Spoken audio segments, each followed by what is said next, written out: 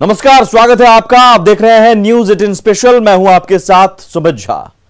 क्या किसी को हिंदुस्तान शब्द से आपत्ति हो सकती है?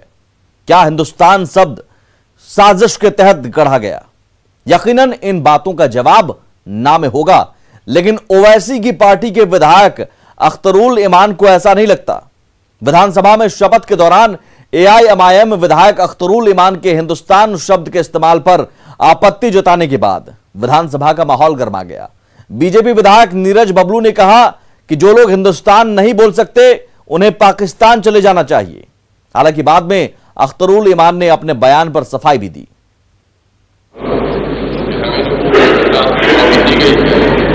भारत की जगह पर हिंदुस्तान शामिल लिखा गया है संविधान में। भारत के लोग भारत का संविधान, इसलिए मैं भारत की इजाजत तो मैं भारत के नाम से।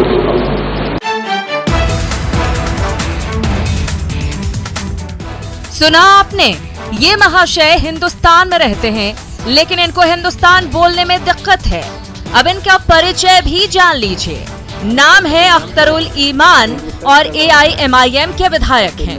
अख्तरुल इमान विधानसभा पहुंचे थे विधायक के रूप में शपथ लेने, और जब विधायक के तौर पर शपथ लेने की बारी आई तो प्रोटेम स्पीकर से हिंदुस्तान की जगह भारत बोलकर शपथ लेने की अनुमति मांगने लगे।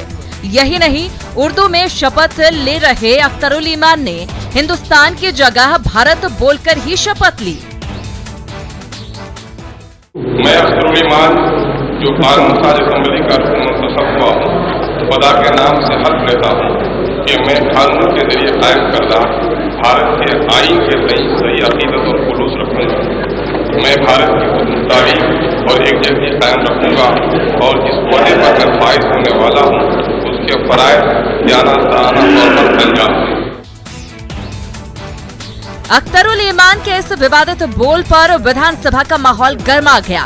विधानसभा से बाहर निकलने के बाद बीजेपी विधायक नीरज बबलू ने अख्तरुल इमान पर पलटवार करते हुए कहा कि जिन्हें हिंदुस्तान बोलने में दिक्कत है उन्हें पाकिस्तान चले जाना चाहिए। वहीं जेडीयू विधायक मदन सहनी ने कहा कि उन्हें हिंदुस्तान बोलना चाहिए था।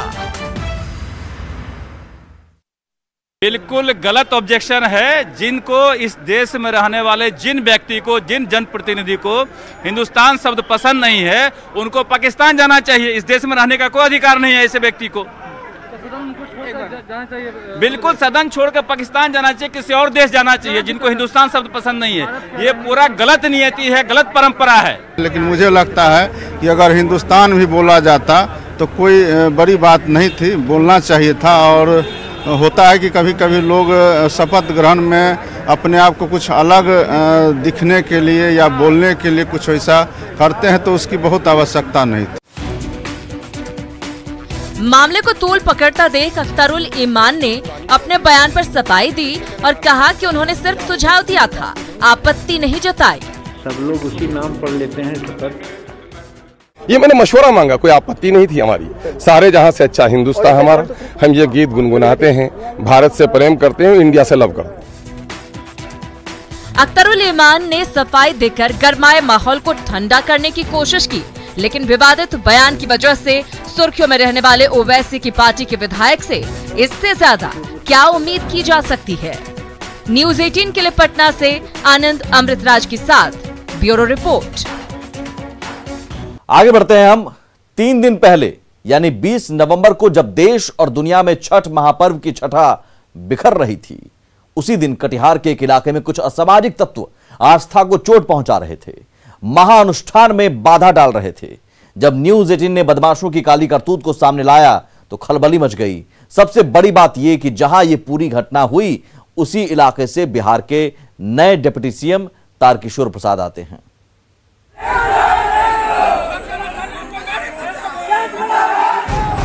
जब पूरा देश छठ का महापर्व मना रहा था, कटिहार के हाथी दियारा गांव में कुछ बदमाश महापर्व के अनुष्ठान में बाधा डालकर बवाल मचा रहे थे। हंगामे की ये तस्वीर 20 नवंबर की है, जब कुछ असामाजिक तत्वों ने छठ घाट पर तोड़फोड़ की थी। छठ जैसे महापर्व की आस्था पर चोट पहुंचाने की कोशिश की थी, लेकिन न्यूज 18 की खबर के बाद अब प्रशासन में खलबली है। पूरा मामला क्या है, 2 दिन बाद गांव के हालात क्या हैं, ये जानने के लिए न्यूज 18 की टीम हाथी दियारा गांव पहुंची। न्यूज 18 की टीम उस शख्स के पास पहुंची जिसने उस दिन आस्था को चोट पहुंचाने वाला वीडियो अपने कैमरे में कैद किया था और बदमाशों की काली करतूत को सबके सामने लाया था। वीडियो हमने बनाया है, वीडियो बनाकर हमने वायरल किए हैं।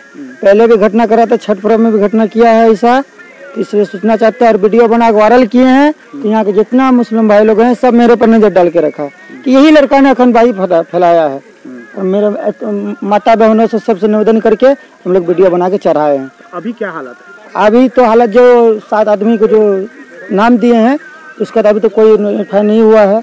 अब देखा जाए, जल्द से जल्द हम लोग को चाहिए। क्या किसी तरह की कोई धमकी वगैरह कोई? हाँ, धमकी देता है कि यही लड़का ने वीडियो ये किया है, इसी को देखा हुआ जाएगा जब नाम आएगा तो। क्या मन में डर? हाँ, मन में तो पूरा अभी हम लोग को डर है, क्योंकि हम लोग यहाँ 10 घर वही रास्ता से जाते हैं, वही रास्ता से आते हैं। अगर इसका बीच में किधरों हम लोग को घुसा देगा तो पता नहीं चलेगा कि हम लोग कहाँ। तो मौजूद है यहाँ? हाँ, प्रशासन यहाँ पे मौजूद है रास्ते में। आज प्रशासन कल नहीं रहेगा तो परसों नहीं रहेगा तो प्रशासन हम लोग को कितना दिन तक देगा? प्रशासन आज है, कल नहीं है।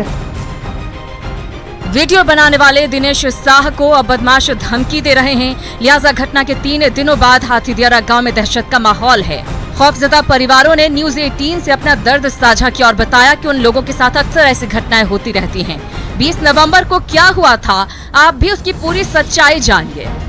जब पूजा कर रहे हैं, जब पानी से जब हम निकल रहे हैं, सब पर्वतनी बाहर निकल को कपड़ा चेंज कर रहा है, तो मुस्लिम वहाँ जो है कम से कम 50 गो होगा कि बेसिए होगा, हम लोग नहीं गिने हैं। तो जितना लेडीज कपड़ा चेंज कर रहा है सबका वीडियो बना रहा है। उसी में से 1-2 आदमी जब बोलने गया कि हम लोग का इज्जत नहीं है, काहे वीडियो बना रहे हैं, इसी में वो लोग हाथापाइयाँ करने लगा। रोतारा थाना के हाथी दियारा गांव में हिंदू समुदाय के महज 25 परिवार हैं, जिस कारण कभी उनके धर्म पर आघात पहुंचाया जाता है तो कभी उनके खेत खलिहानों को जोत लिया जाता है और अवैध तरीके से कब्जा कर लिया जाता है। लोगों का कहना है कि इस बाबत कई बार प्रशासन से फरियाद भी लगाई गई है, लेकिन नतीजा सिफर रहा। बहुत दिक्कत से रहते हैं, हमको तो पीटा के हमको बुढ़ा तो मर गया, हम मसमत हैं। हमको जमीन 4 कट्ठा हमको रसीद भी छीन लिया है और रात में टिप्पा लिया है। कौन लिया है? तहसन और मुटको जमीन पर पारो बुढ़िया है ना, इसको 4 दिन इसको तंग किया। इधर 2 महीना पहले, 4 महीना पहले जिसके किसी घर में 4 दिन सुता डर से, लेकिन उसका पीछे लगल हुआ था। जिस दिन उसको घर में मिला वो उसको पकड़ के बोला कि तुम टिप्पा देगी कि नहीं देगी, नहीं तो तुमको जान से मार देंगे। मार देने के धमकी से वो टिप्पा दी। जब न्यूज 18 ने खबर दिखाई तो प्रशासन में खलबली मच गई। अब पुलिस के जवान गांव में कैंप कर रहे हैं।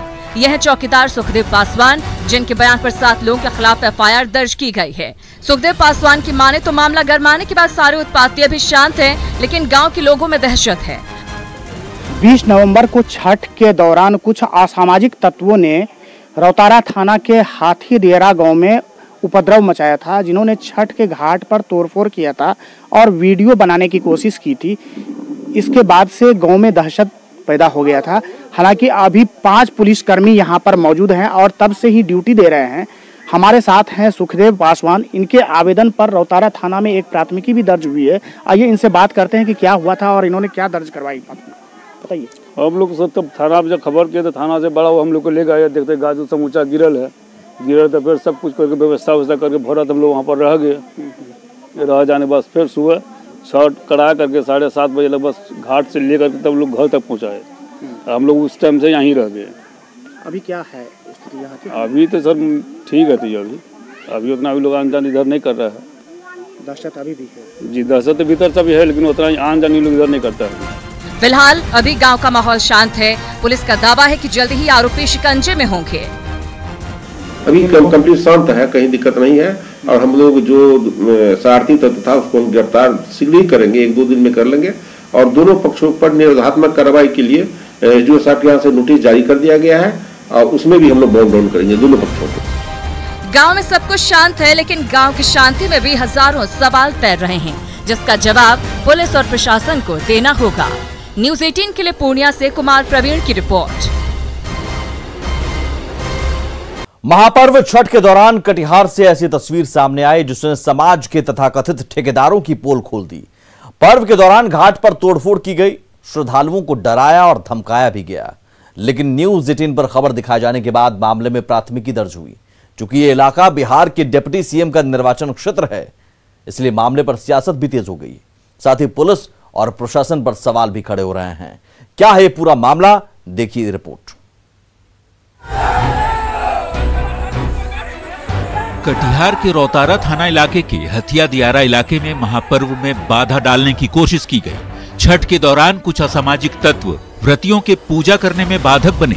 पूजा घाट पर लगी सजावट को तहस नहस कर दिया। व्रतियों को डराया धमकाया गया। किसी तरह तो संध्या अर्घ्य लोगों ने किया, लेकिन दूसरे दिन सुबह के अर्घ्य के दौरान भी भय का माहौल रहा। आखिर क्यों आस्था के नाम पर समाज के ठेकेदार हेंकड़ी दिखाते और दादागिरी जताते नजर आए। वैसे स्थानीय लोगों ने मौके पर वीडियो बनाया और प्रशासन से न्याय की गुहार लगाई। ये वीडियो सोशल मीडिया पर वायरल भी हुआ, लेकिन पुलिस कह रही है कि उपद्रव की सूचना मिलते ही मौके पर सब कुछ ठीक कर दिया गया था। रौतारा में संध्याकालीन जो छठ पूजा था उसमें कुछ असामाजिक तत्व द्वारा जो है सो हल्का सा व्यवधान किया गया था और पुलिस को जैसे ही जानकारी हुई तत्काल शट आउट किया और उन लोग संध्या में भी छठ पूजा किया और पुनः शट आउट कर दिया गया। फिर उस मैटर को सवेर में भी छठ पूजा हुआ, कोई व्यवधान उत्पन्न नहीं हुई, वहाँ सब शांत हो गया। न्यूज 18 पर खबर दिखाए जाने के बाद स्थानीय पुलिस ने अज्ञात लोगों के खिलाफ मामला दर्ज कर लिया है। वैसे ये इलाका बिहार के डिप्टी सीएम तारकिशोर प्रसाद का निर्वाचन क्षेत्र भी है। मामला कटिहार से पटना तक पहुंचा और डिप्टी सीएम का बयान भी आया। तारकिशोर प्रसाद ने दावा किया कि घटना के फौरन बाद उनकी जिले के एसपी से बात हुई और केस दर्ज कर उपद्रवियों पर कार्रवाई की तैयारी की जा रही है। देखिए, मुझे उसी रात में जानकारी मिल गई थी। कोढ़ा विधानसभा क्षेत्र के रजवाड़ा दिघरी पंचायत अंतर्गत चामापाड़ा में कुछ असामाजिक तत्वों के द्वारा छठ घाट पर कुछ केला का पेड़ काट लिए गए थे और तत्क्षण मुझे जैसे ही जानकारी मिली मैंने पुलिस अधीक्षक से बात की और इस तरह के असामाजिक तत्वों को तुरंत गिरफ्तार करने के लिए कहा और पुलिस अधीक्षक ने तुरंत संज्ञान लेकर उस पर प्राथमिकी भी दर्ज की है। छठ संपन्न हुआ, शांति व्यवस्था है और ऐसे तत्वों पर पुलिस सख्त कार्रवाई करेगी। सरकार दावे करती रही कि महापर्व के दौरान मुकम्मल सुरक्षा व्यवस्था छठ घाटों पर दी गई थी, जबकि तस्वीरें कुछ और ही बयां कर रही है। तो वहीं इस मुद्दे पर सियासत भी अब तेज हो गई है। कांग्रेस ने बीजेपी की मंशा पर गंभीर सवाल खड़े कर दिए हैं। ये तो अनहोनी घटना है, पहली बार इसे सुनने को मिला है। जब छठ को लेकर सांप्रदायिक सौहार्द बना रहता है, दूसरे वर्ग के भी लोग उसमें कोऑपरेट करते हैं, तो कटिहार की घटना कहीं न कहीं चिंता का कारण बना है और मैं समझता हूँ ये सरकार की लापरवाही के चलते हुआ है। और डिप्टी सीएम उस इलाके से आते हैं जहाँ से वो एमएलए रहे हैं भी, तो ऐसी घटनाओं का होना कहीं न कहीं ऐसा लगता है कि इसमें भारतीय जनता पार्टी जो उस इलाके में राजनीति के पैर पसारना चाहती है किसी न किसी बहाने, ये हो सकता है उसका पार्ट हो कि माहौल बिगड़े और ये लोग अपना राजनीतिक रोटी सेक सकें। विपक्ष सरकार की मंशा पर सवाल खड़े कर रहा है, तो न्यूज 18 भी इस बेहद गंभीर मसले पर कुछ सवाल पुलिस, प्रशासन और सरकार से पूछ रहा है। मसलन आस्था के नाम पर दबंगई क्यों की गई? डिप्टी सीएम का यदि इलाका है तो फिर वहां सुरक्षा क्यों नहीं थी? कोई भी आरोपी अभी तक गिरफ्तार क्यों नहीं हुआ? अज्ञात लोगों पर प्राथमिकी दर्ज कर क्या पुलिस ने पल्ला झाड़ लिया? आखिर 2 दिनों तक मामले में लीपापोती की कोशिश क्यों की गई? उम्मीद की जानी चाहिए कि महापर्व के गुनहगारों तक पुलिस के हाथ जल्द पहुंचे, क्योंकि मामला धर्म और आस्था से ज्यादा सामाजिक सद्भाव से भी जुड़ा है। न्यूज 18 के लिए कटिहार से सुब्रत गुहा और पटना से संजय कुमार के साथ ब्यूरो रिपोर्ट। और इसी के साथ इस बुलेटिन में इतना ही, लेकिन आगे भी खबरों का सिलसिला लगातार जारी है।